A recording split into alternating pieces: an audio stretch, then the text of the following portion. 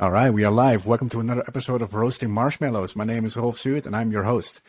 There's a crisis in most workplaces. The pace of change driven by technology is accelerating. Change is happening more frequently, and the impact of these changes is often very big. And the workforce also brings with them their distinct values, biases, and opinions. And nowhere are these distinctions more striking than in the way they view leadership and management. Old school management, science, and traditional leadership training does not provide any tools to address these challenges. Invitations from executive leaders to members of the workforce causes a small, temporary, but very important change in how leadership communicates. Self-management is what actually scales, and the invitation encourages it. OpenSpace Agility can help you with this. And to help us with OpenSpace Agility, we have Daniel Mezick as our guest around the campfire. Daniel Mezick is the originator of OpenSpace Agility, an engagement model for enabling authentic and lasting organizational improvement. He is also an advisory board member and co-founder of the Open Leadership Network, a certification body, a certification body and community of practice dedicated to implementing open patterns and practices inside businesses, enterprises worldwide. Welcome, Daniel. Glad to be here. Thanks for. Can you hear me, Daniel? Thanks for having me. Yeah. Yes. Hey. All right. And next to Daniel, we also, of course, have two other Four Scouts members here to have the podcast up to 4 members as usual. So, Panche, welcome. You are from calling in from Macedonia, right? Yes, I'm calling in from Macedonia. I was almost stuck in traffic coming back to the office space. Just made it just in time. It's a lovely weather here. Still summer. So, yeah. Yeah, trying right. to make most of a sort of travel, vacation, and work. So happy to be here. Yeah, so it's a workation almost. Exactly. Yeah, nice. And back from vacation actually is Henrique, but he's actually calling in from a hotel. Yes, I just came back from Brazil, but I'm right now. Oh, Holland, it's hot like Brazil, so that's all good. But I'm in a hotel today, so change the environment. But I'm looking forward for this conversation, as I already joined Daniel, and I'm actually certified also, or one of them, because there is a few. So looking forward for this conversation. All right, nice. Yeah. So and Daniel, to make things complete, you're calling in from the US, right? I am. I'm calling in from my undisclosed location in North Guilford, Connecticut, USA, which is about halfway between New York and Boston, and in the shadow of New Haven, the home of Yale University. All right. Yeah. Cool. And so we're talking today about OpenSpace Agility, and you've written quite some books actually, but one of the books that talks about OpenSpace Agility is the OpenSpace Agility Handbook. And that's right. It's about adopting agility in the workplace.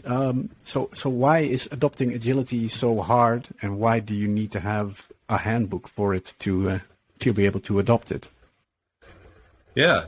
Well, why is the move to agility so hard? I have a theory about that, and I think it has to do with the fact that if you're going to have a genuine transformation, where you're aligning activities, policies, procedures to increase the flow of value, which is what I would say is a good definition of transformation, is an increase in the flow of value out of those value streams.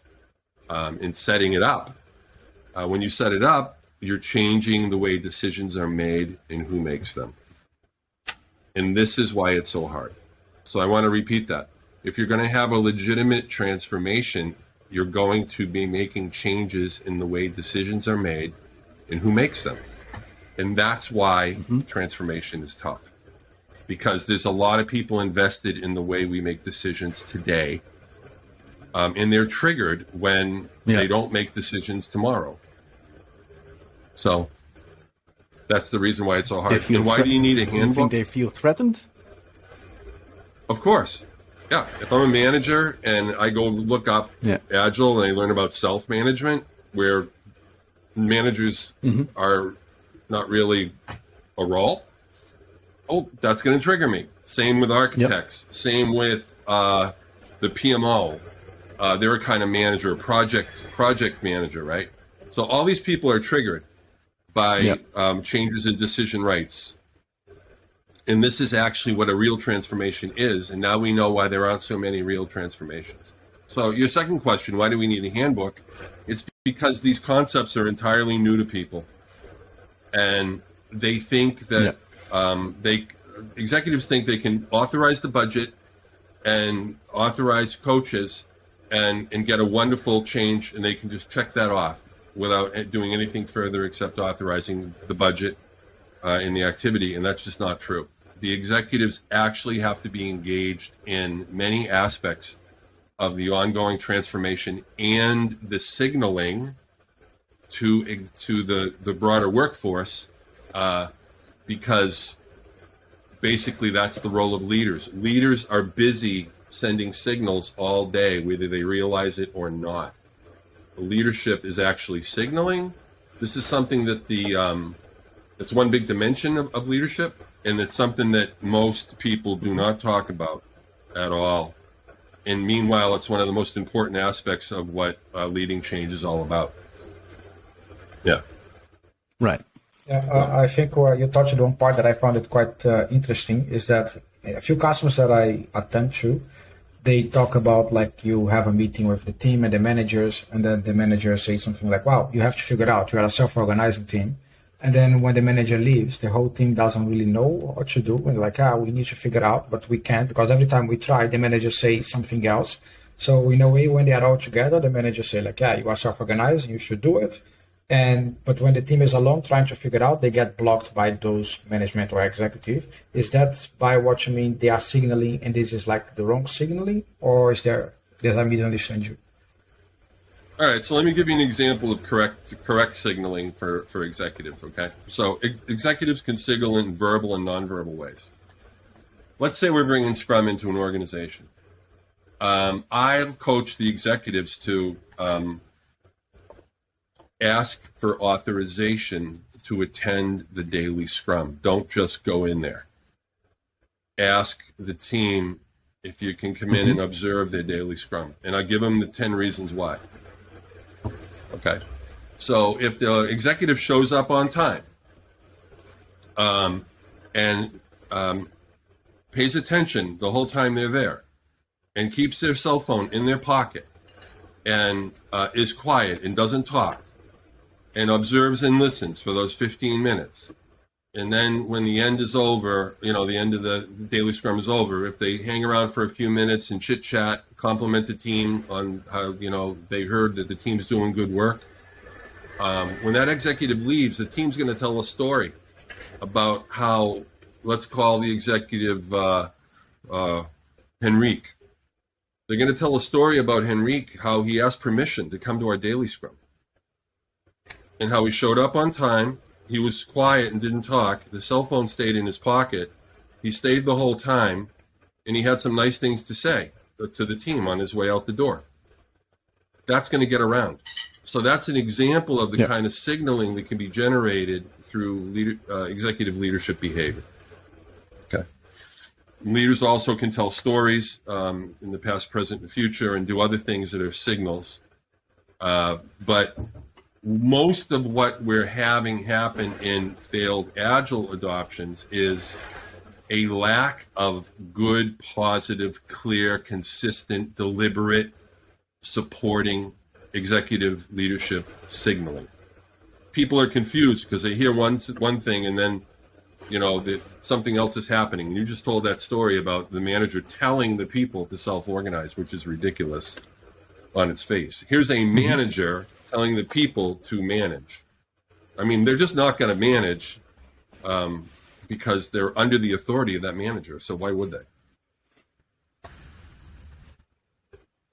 So I want to go kind of touch upon this idea which you described. If you want to change transform an organization or change a culture, a change must take place into the decision-making paradigm. And then, that is correct.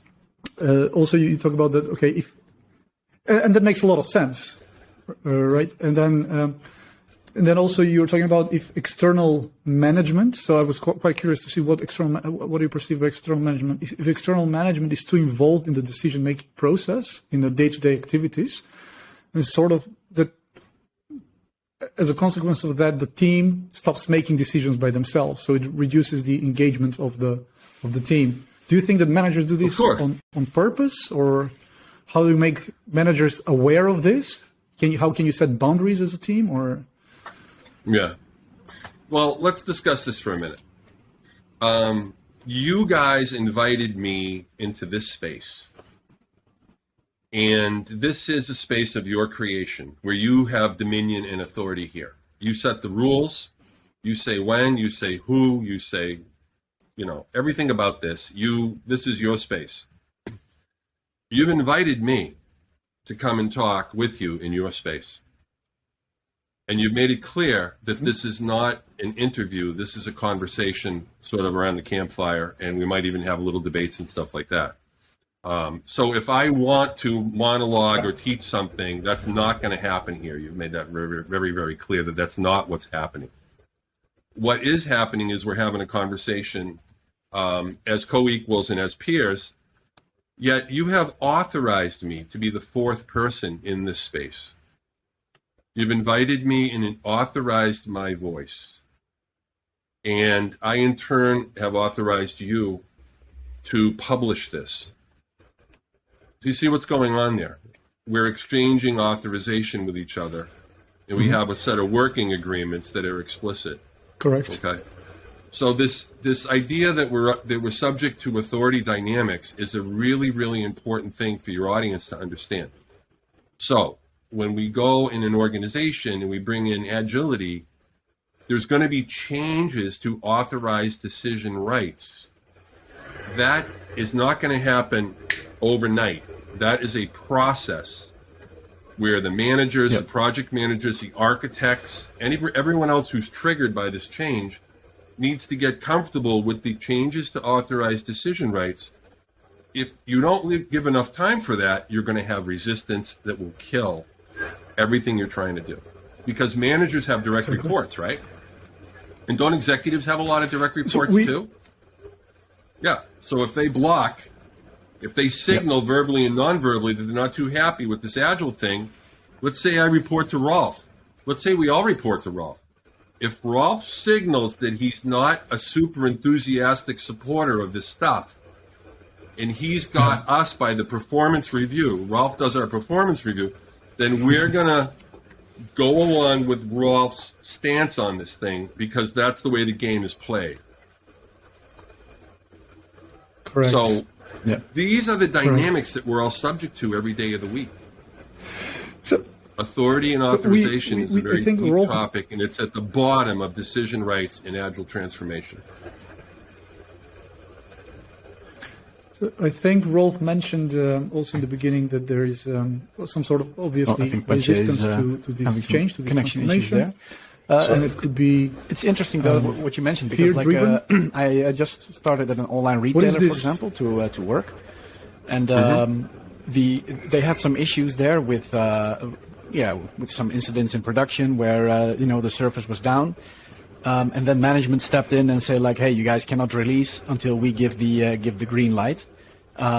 Is that also one way? It's maybe not part of an agile transformation, but it is definitely where management is signaling some stuff where they take away the team's ability to release stuff into production, for example.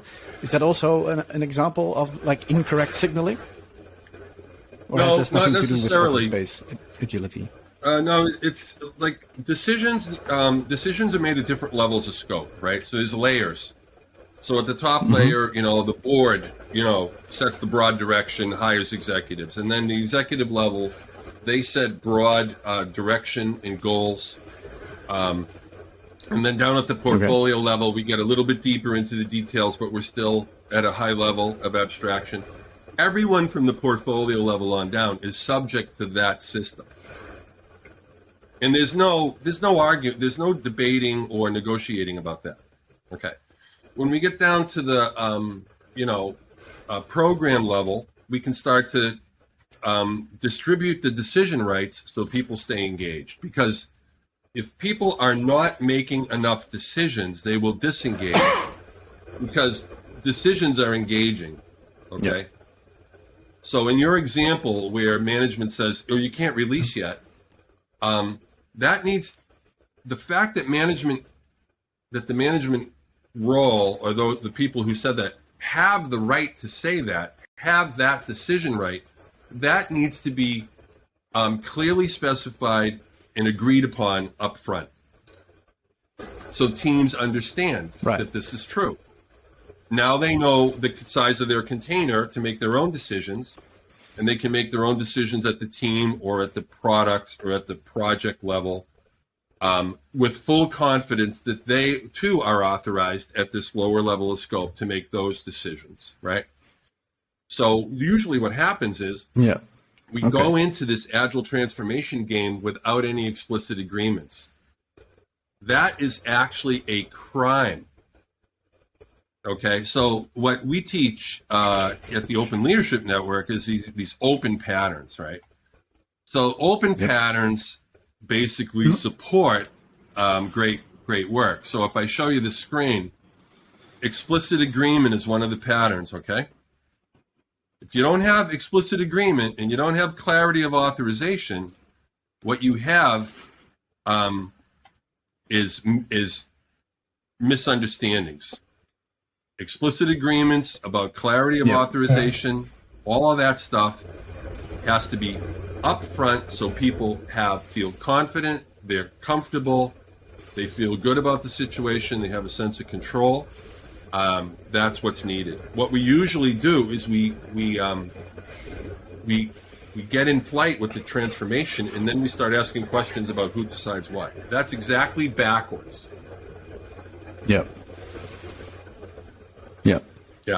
So is that also one of the first things that an open space agility driven transformation is going to be doing? Like, okay, let's get our agreement structure in place and let's all agree to the same thing. Is like one of the first steps to undertake?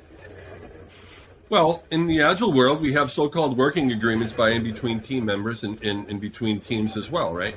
Why don't we promote that to a first-class enterprise-level concept where we actually socialize the new rules of the game. We make it clear that executives are going to support those rules, and then we go forward. So in OpenSpace Agility, it's an engagement model that engages people. It brings the uncertainty in small doses that are 90 days, 45 to 90 days long, where experiments occur after a whole group open space event. The whole group embarks upon a program of experimentation and learning in delivery. And then we have another open space 90 days later that functions as a kind of retrospective on that and also looks forward. So we punctuate 90-day waves of change with a whole group event. Okay, so this is also very important because in these patterns as well, there's a pattern called whole group process. Whole group process includes the use of OpenSpace. OpenSpace Agility uses OpenSpace as its foundation. And what we need to be doing across the industry, I think, is using the best tools possible to engage the maximum number of people. I have found OpenSpace to be one of the best, if not the best tools. So my suggestion and guidance proposal to your audience is use OpenSpace or better. If you can find something better than OpenSpace for doing the things I'm describing, by all means, use those things and then call me up and tell me what you're doing so I can do it too. Yeah. So in OpenSpace Agility, so hearing you, basically, I think we're having a small lag, but like hearing you, that you cannot have an OpenSpace Agility if you don't have the approval of your leadership team, right? Like you need somebody who has the highest authority to say, hey, let's do this. Or can you do partially in the organization? Like if you are just a small team in the end of the chain, can you apply this concept, or is also not really a thing? I suggest that if you're going to use OpenSpace Agility, that you start at the team of teams level, like work with 5, 6, 7 teams that are on a related product, maybe related backlogs, and use this structure of before and after OpenSpace. So, this is an OpenSpace event. This is 90 days of experience, and this is another OpenSpace event. Okay, and everything else is just details. This is the leadership preparation, right? This is what you do after the meeting. But it starts with a whole group event of the better part of one day, and 45 to 90 days of experimentation and delivery and learning, and then another open space event. If you do it that way, you do not need the super high authorized CEO or CIO to be the person who put out the invitation. It could be the chief product owner or the product owners that own the backlogs for those teams. And you could do it without having to go to executives or anything like that. And let's say it's 5 teams. That's going to be about 10 people with their stakeholders and everyone else, probably 10 people per team. So 5 or 6 teams, that's 50 or 60 people in an open space where they get in sync, they discuss the issues, people who notice something do sessions about the elephants in the room, like, what are we missing here? What about this topic? Have you thought about this one yet?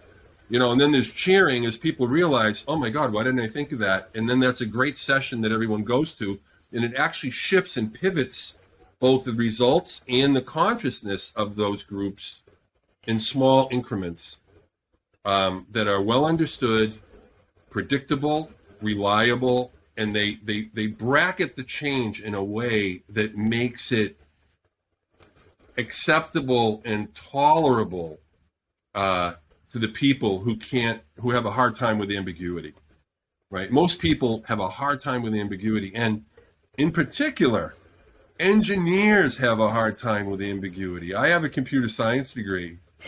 I programmed because I enjoyed the sense of control and progress that I experienced as a developer. Super creative stuff, and I controlled that world, maybe with some other people, but I was in charge of that space. And, with code, it's either a 1 or a 0.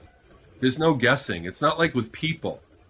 Like, I'm going to have to guess if Rolf's sister is married to Henrique's brother, or if Panch golfs with Rolf's in-law dad, or, you know what I mean? Like, there's all this messiness with people, but with code, it's not like that.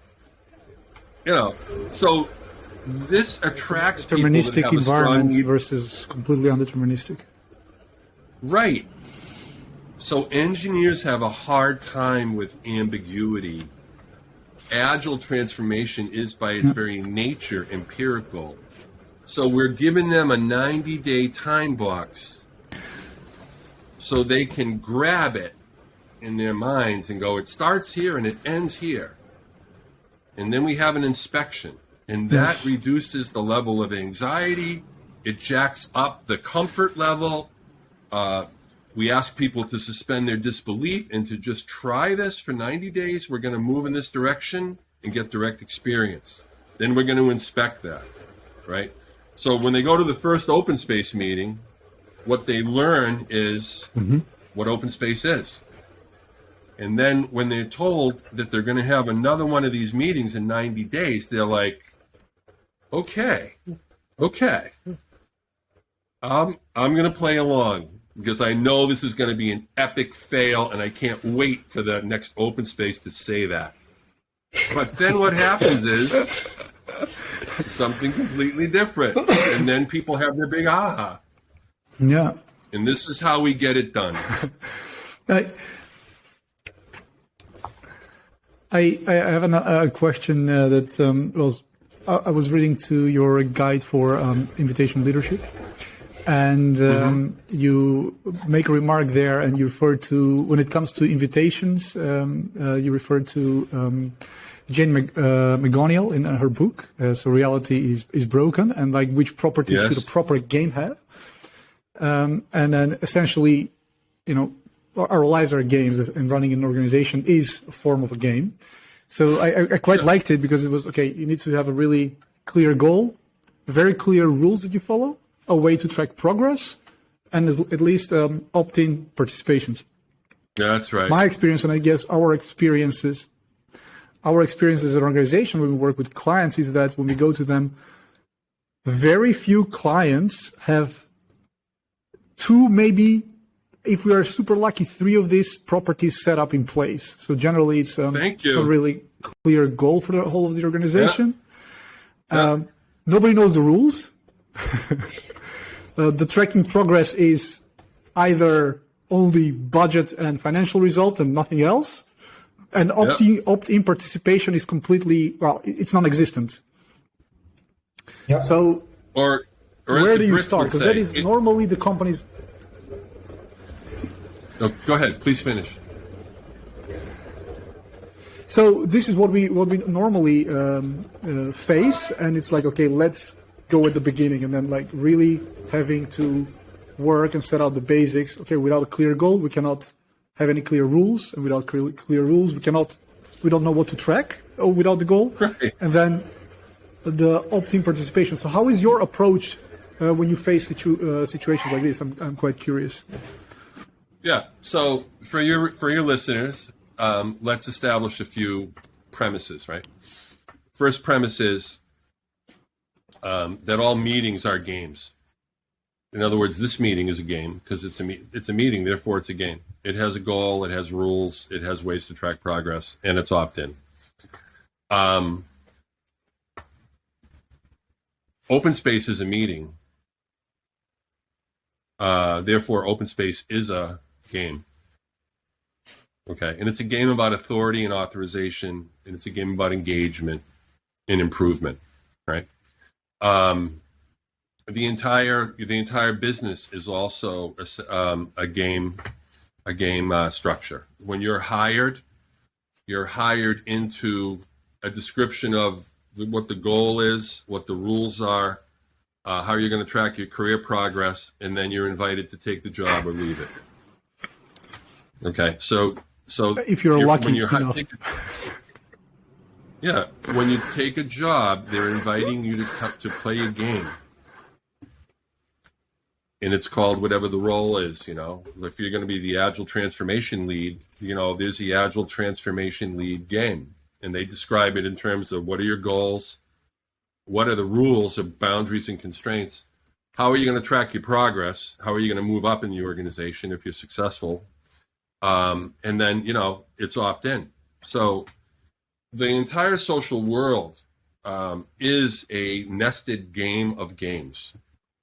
So, for example, if you look at Scrum, the Scrum guide on the front page, it has a subtitle. Did any of you guys know what it says? It says the definitive rules of the game. No. Yeah, it does. Yeah, On the game. I mean, I Yeah. can show it to you. We should share that screen now because it's so important for your listeners. Now, you know what's interesting about this is that these things we're talking about are this is mostly new information for the Agile transformation crowd. Okay? Yeah. That's actually a crime.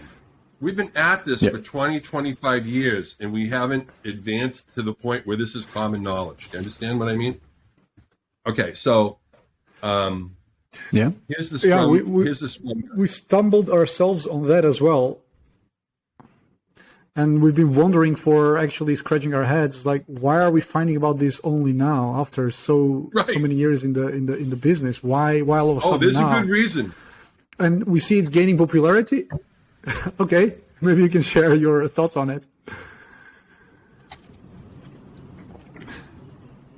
I'm all about progress. So anything that advances progress is good. Okay. Here's the thing. Here's the actual screen. Just let the record show. There it is. Just in case anyone doubts it, what I said. The definitive guide to Scrum, the rules of the game. Scrum is a game, and it contains games inside of it. So, for example, the daily Scrum is a meeting. That is a contained sub-meeting inside the wider sprint. Yes. Scrum is a game of games. Yep. And so is your job. And so is all of social reality. So here, let me give you another data point. Children immediately pick up on games from the time they're like 3 years old. They want to know, okay, how do I play? What are the rules? Where do I sit? What do you do? What do I do? Okay, and then we do it again. So there's actually a book called Homo Ludens from a guy named Johan Huizinga, a Dutch guy, where he describes the playful nature of mankind and how we frame our reality, not just as stories, but also as games. But it's games. So the game metaphor is that's true, because you. Go ahead. Yeah, we seem to be experiencing some lag, so There's a little. I wanted to interlude. So I think, I completely agree. The play mechanism in mammals is super highly tuned in. So we, not just humans, but a lot of other mammals are encouraged by games. So it's super important instinct that drives all of our interactions and decision making.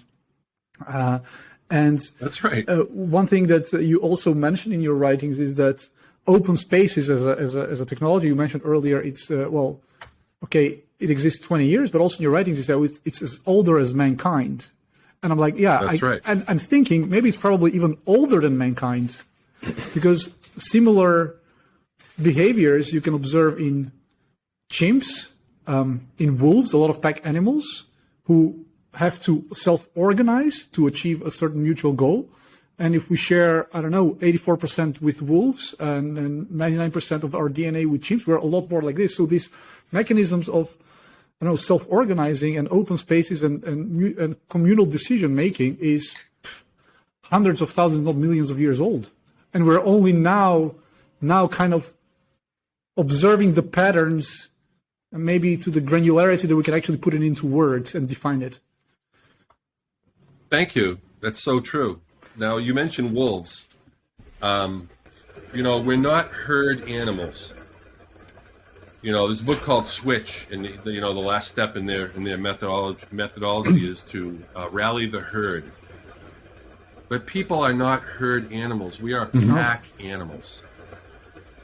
Pack animals. This is why dogs relate to us and why we relate to dogs, because we are pack animals. Okay, so. What determines the social structure of a pack? Anyone want to tell me? Well, for dogs, it's the most the strongest alpha dog of the pack, right? Well, I'm not sure it's the strongest. Here's how I think of it. Here's how I think of it. There's a dog that has more authority than all the other dogs. Yeah. Exactly. Actually, there's two. There's a female, alpha female as well. Okay, and these dogs are authorizing each other. Yeah. Why? Because they want to eat. That's why. Because they want to survive. And they figured out. They figured out if I get in a pack, I get to eat. I don't have to be the number one dog to eat. This is a pretty important point I'm making. Yeah. Yeah, I wanted to circle back real quick to the game though, and then we can keep with this analogy after that, because when you guys were discussing the structure of the game and the games within the game, because if I think about games, I think about competition. I agree that playing is more important than winning, but at the core level, everyone wants to win, and people are going to be breaking the rules in order to win. They might cheat, or they might do some stuff that was not agreed upon. People don't necessarily want to win. What they want to do is they want to experience progress in their lives. So if they're playing a game, they want to experience progress. Usually when you're playing a game, if you're experiencing progress, you are winning. Okay, but I want to point something out. Yeah. Not all games are competitive. Some are cooperative.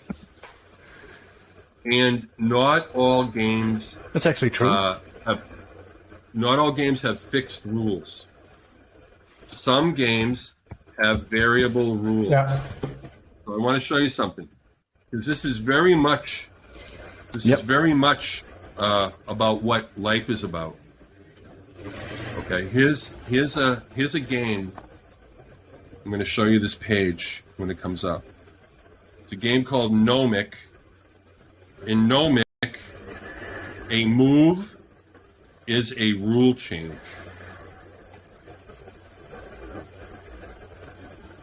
Yep. See that? Yeah, I'm not seeing the screen just yet. Oh, you there didn't it see it. comes. Okay, there it is. So take a moment and just soak Yeah, that up. it's yeah, now. here it is. We see it now. Nomic. Yeah, maybe Rolf can read for the listeners. Yeah, so Nomic is a game created in 1982 by Peter Suber, and let me just read the highlighted text here. Nomic is a game in which changing the rules is a move. In that respect, it differs from almost every other game.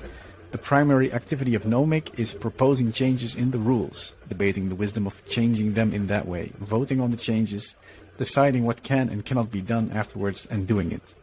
Even this core of the game, of course, can be changed. All right. Okay, that's interesting. I don't know this game.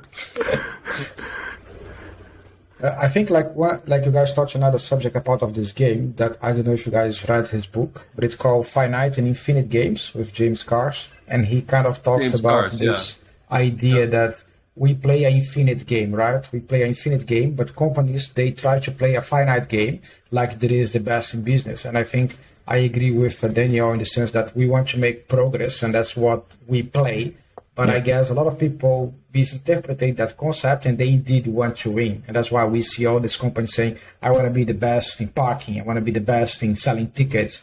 But in the end of the day, they just want to make progress towards something, but they maybe mixes those two things, and they start playing a finite game where they should be playing the infinite game and changing the rules all the time. Well, the finite game has a beginning, a middle, and an end. And the infinite game is played with an indefinite end, right? Most people cannot handle ambiguity, so they want a beginning, a middle, and an end so they can tell a story. So there's a relationship between games and stories, right? So this is a finite game. It begins in open space, it ends in open space, and then we go again. Scrum itself is also a finite game. It uses iteration in the same way. Okay. Yeah. But good games, we know from Jane McGonigal's work, they have opt-in participation. Crappy games don't. Good games have opt-in participation. So, around the world, we're implementing crappy games in agile transformation because there's no sense of agency. It's all rollout, top-down mandate. That's not going to work. That doesn't work. Yeah. Well, I mean, I suppose simultaneously we are playing in parallel who knows how many games, and some of them are finite and some of them are infinite, and some of them have a voluntarily opt-in and some not. Like you But choose those, to be but part according of. to Well, Jane you cannot choose to be McGonigal, part of a society where you're born, right? well, yeah, but the point I'm making is that, first of all, Jane McGonigal did the world a great service by defining what a game is in her book, Reality is Broken, on page 22. Okay, she did everyone a great service. And if you want to see why, just go look up the definition of game and look up the definition of play, and you're going to see how ambiguous these definitions are. Nobody really knows what a game is. But Jane nailed it in her book. True. And she did us all a favor by telling us a game has 4 properties, okay? A clear goal, clear rules, a way to track progress, opt-in participation. Okay.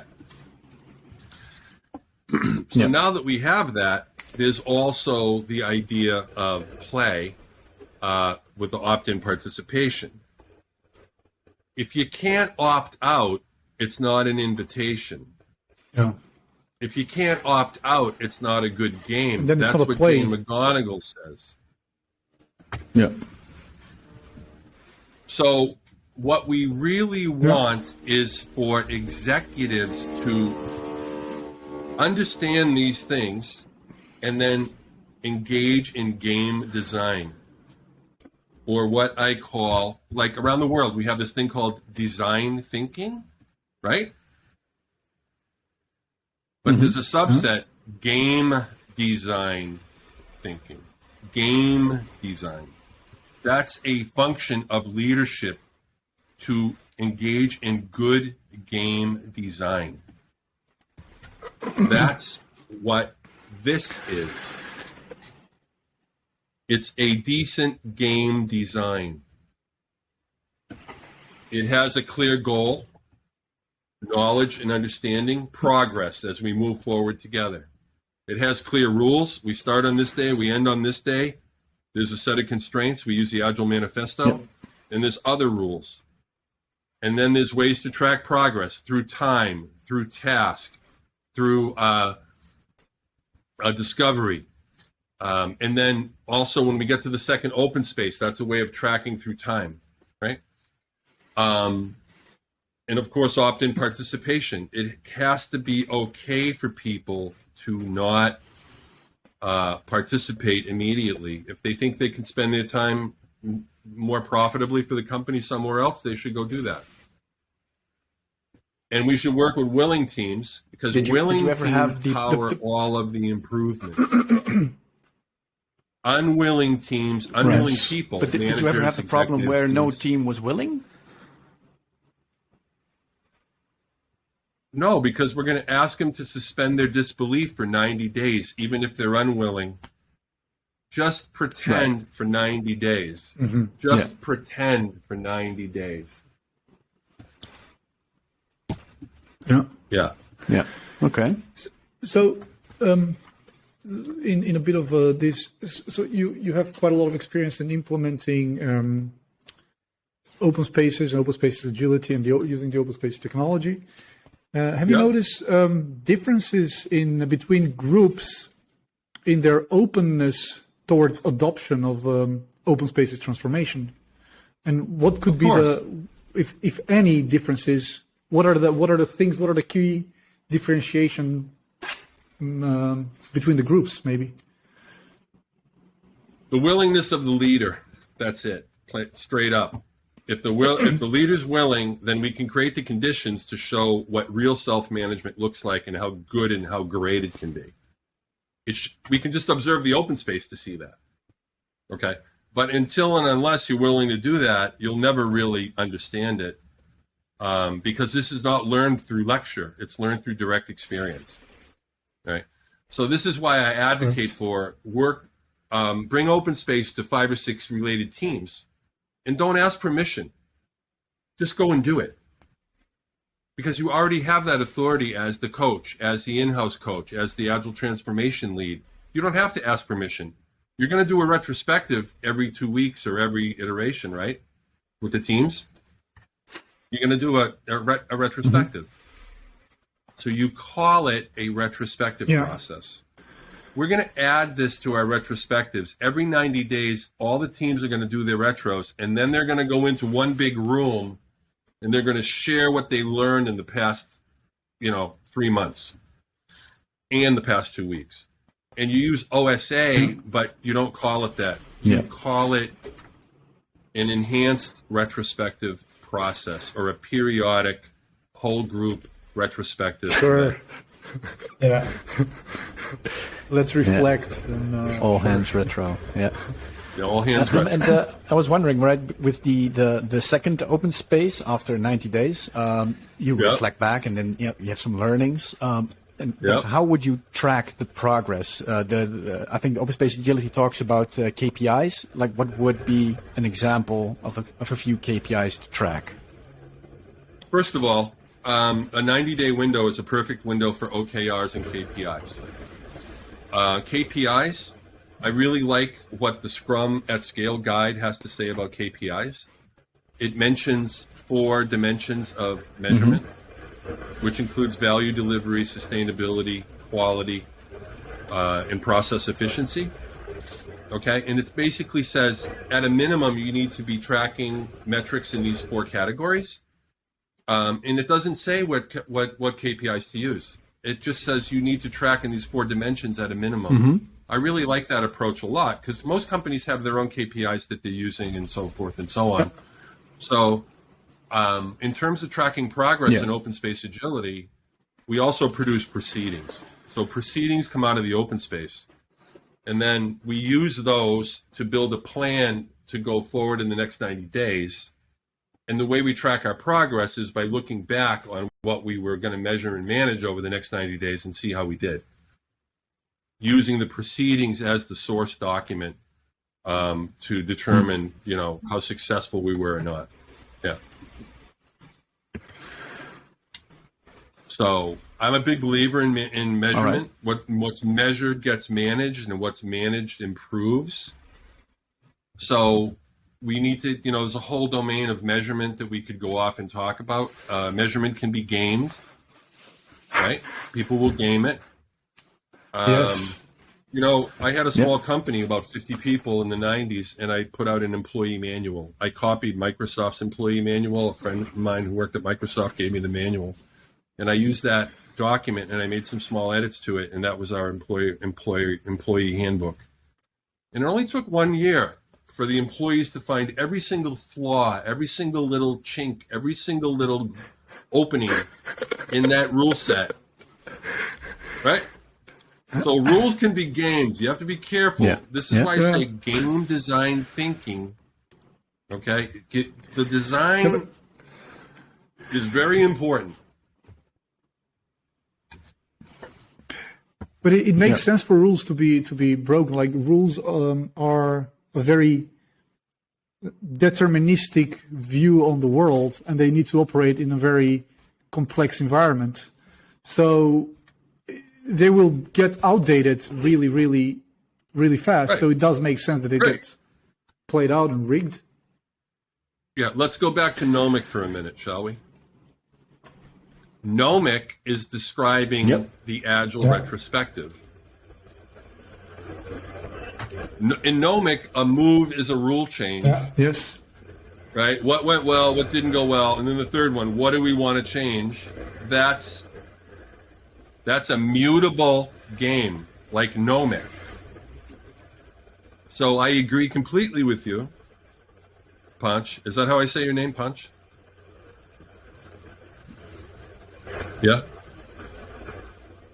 Yeah. All right. That's how I say it? Okay. So, yeah. Yeah. Rules are not necessarily made to be broken. They're made to be amended. Yes, correct. And another question that I have, because we spoke briefly about self-organizing, that being like a default. We saw that it's a very old, ancient mechanism, sort of say. Where do we go wrong with it? What is it that we do wrong?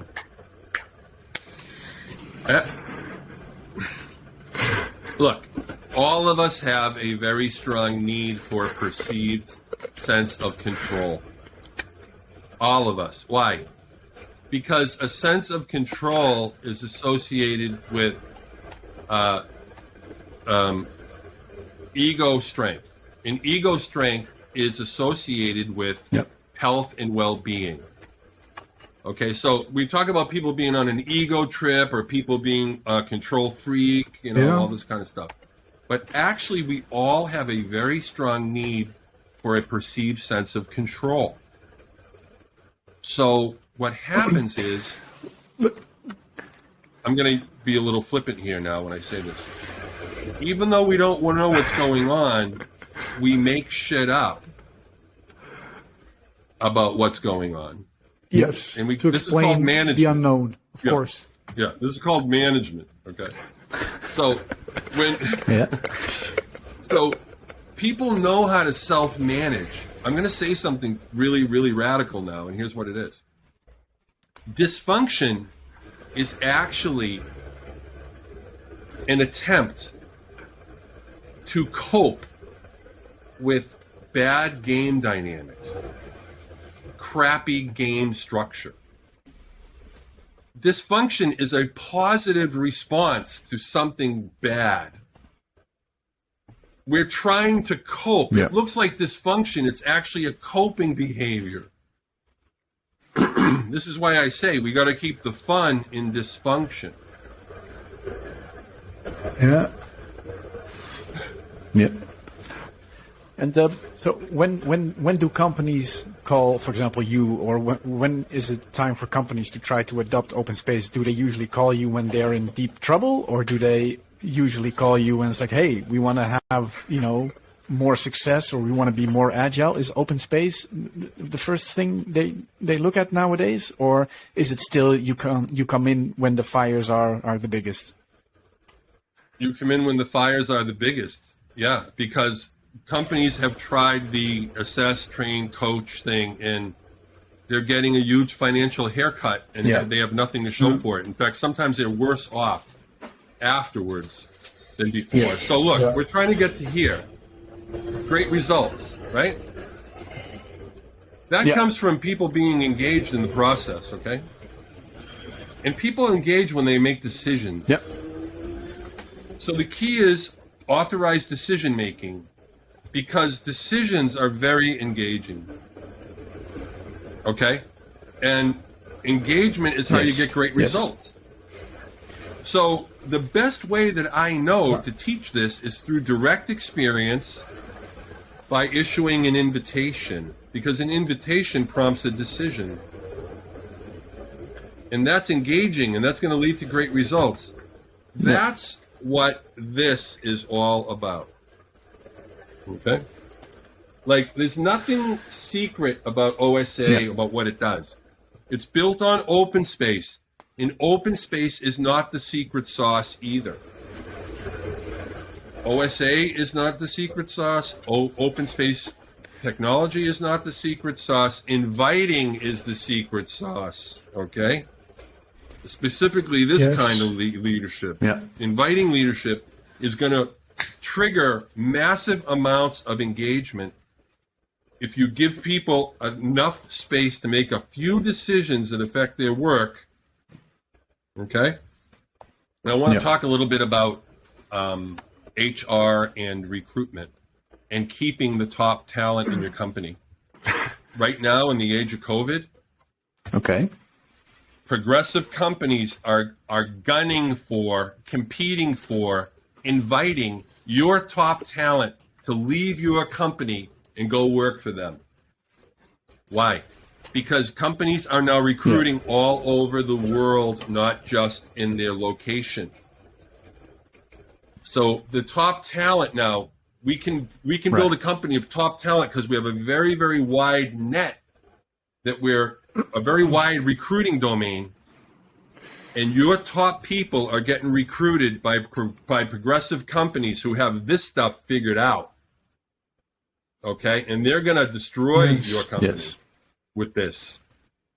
Okay, because this triggers massive amounts of engagement, and engagement is the name of the game. This is what we've done in the Agile world. Take a look at this. Take a moment just to read this. And look, here, I'll put it this way so you can read what those things say.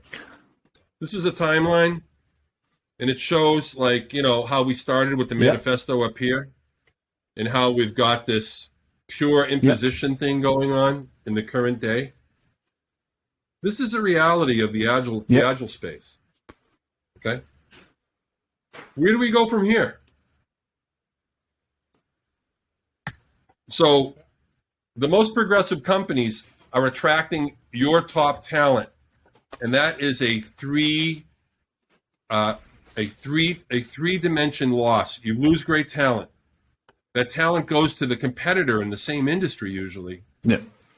That's a double-barreled bad negative. Yeah. And the third thing is you lose a champion who could promote the change. So companies that don't get this, it's also companies who haven't figured this out, they get to lose. Yeah. Well, I mean, this you perfectly describe one of the things that we speak with our customers, which we call it the war on talent, because now the trend is that if you want to grow, you need to hire. But often what we see is that companies are not really fully utilizing the talents they have on board through maybe invitation, decision-making, engagement, and then converting that into results. So as part of our work, as part of our proposition as a company is basically don't fight the war on talent necessarily to grow with the resources that you have, transform the way you work, and then you can grow out of it. Because the war on talent is just driven by the big names, and you can try to fight it as much as possible, and it's really, really difficult to be active in it. People work at home now. They've experienced greater levels of autonomy than ever before in their work lives. And they're not going back to the old way. Why? Because people have a strong need for control, that's why. Yeah. Well, so this is what's going on. The need of control of a need for predictability. Well, predictability and reliability, those are factors into trust. Everyone wants a predictable, reliable game. I want to know how I play. It's part of the sense of control thing. Exactly. If it's predictable, then I have a sense of control. If it's unpredictable, I don't. Now we know why most Agile adoptions fail, right? We don't know what's going to happen. Nobody likes that. That's why they're attracted to big, complex frameworks that have a coherent story, like frameworks that will not be named.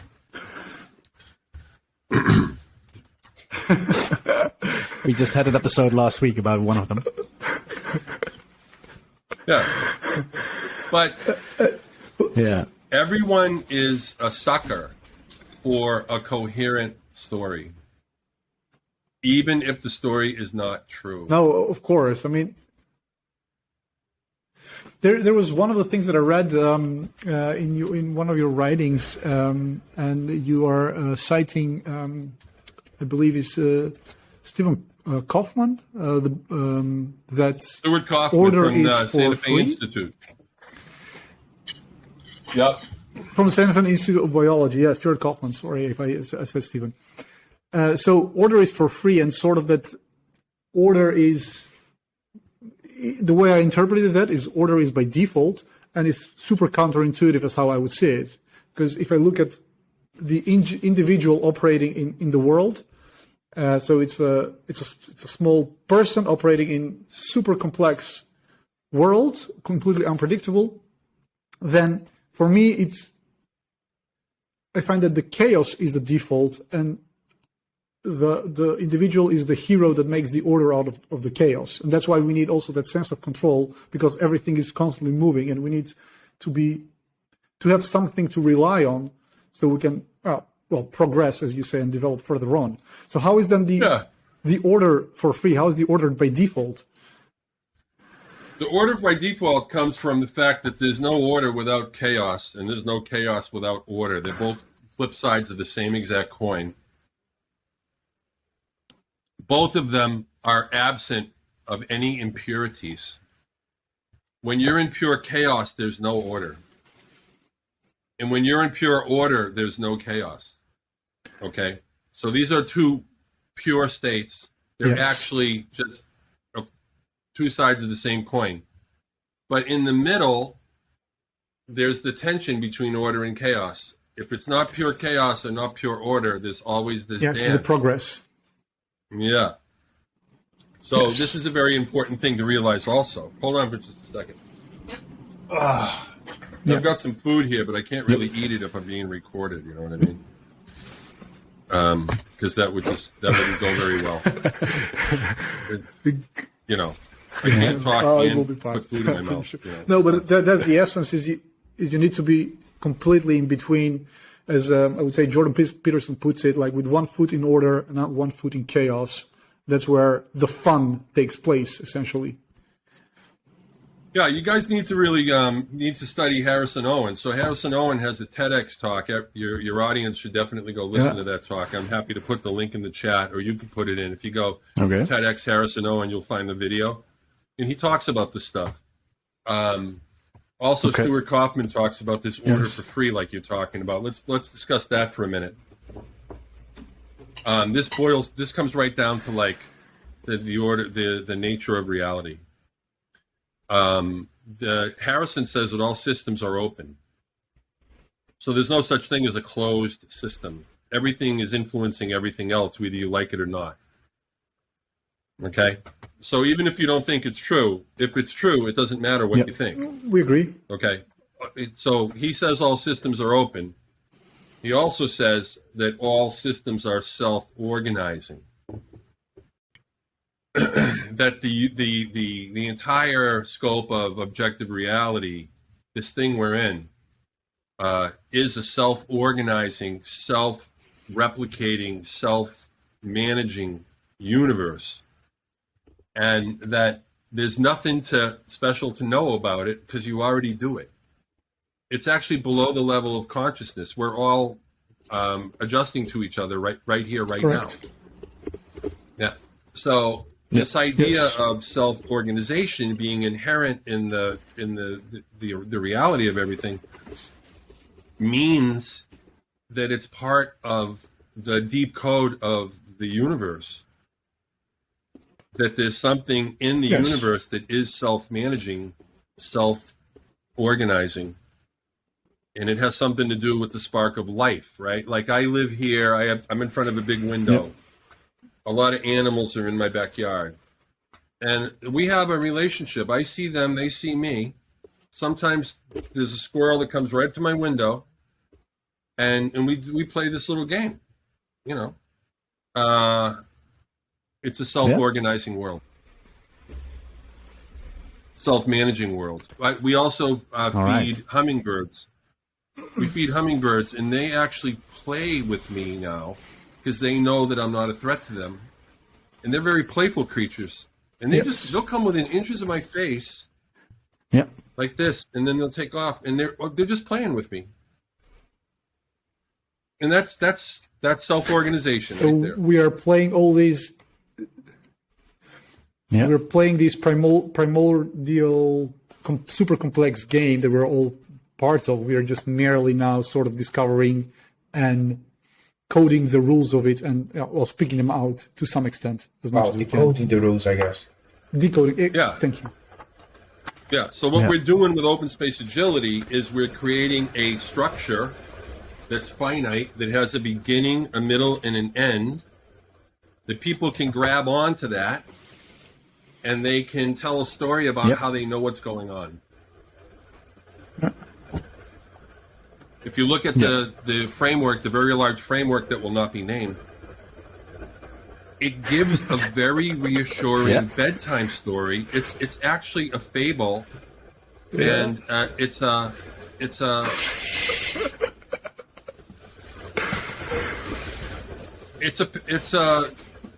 a story, but it's not the reality of things. It's just a comforting story. You know, and they can grab onto that, and they're like, "All right, I still make decisions tomorrow if we use this framework." This is it. Yeah, you don't really have to think for yourself then either, I guess, right? Because the framework will just tell you what to do. Yeah, but that's very comforting, isn't it? You know the right answer. Think about it. All these engineers, we talked about engineers having a very strong need for giving the right answer. The big framework that will not be named gives a very comforting set of answers that, you know, people buy that. Yeah.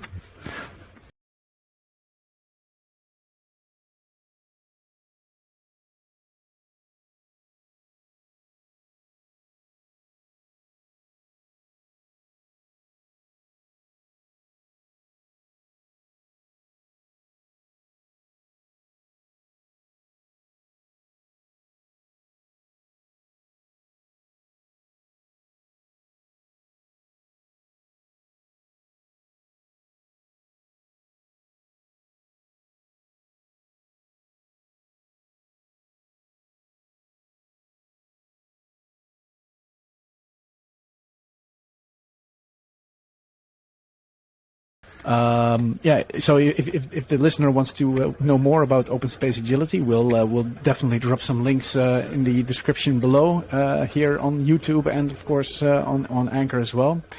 And I can imagine you have some questions about OpenSpace Agility and how it might work for you or your company. Feel free to contact Daniel, I guess, or contact us, and maybe we can relay it back to Daniel. So if you have any suggestions for us, you can email them to info@4scouts.nl, podcast@4scouts.nl. I'm sorry, and you can reach us on Twitter at 4Scouts. And I think, Daniel, you have a Twitter handle as well, right? At Daniel Mezick, or is it a different one? That's right. It's Daniel Mezick, DanielMezick, Daniel Mezick, first name, last name, like it shows up on the screen here. And then I'll send you a set of links to more resources for your audience. And also, I want to offer your audience a discount on the classes that I teach. So I'll send a discount code and a link for this. And if you would press it forward to distribute to your audience, that'll be great. All right. We'll definitely do that. Awesome. It's very generous. Yeah. And I hope we can have this conversation again in a different time with less lagging, because I think the lagging really damaged the interaction. But thanks a lot for accepting the invitation. And I learned it a lot again, even though I couldn't speak a lot, but I guess that's when you learn. Thanks a lot for joining us. Yeah. And I have on my side bunch of questions. So hope we can continue this, and most definitely see you in one of your classes very soon. Very nice. All right. Thank you. Well, thanks a lot. All right. Bye-bye.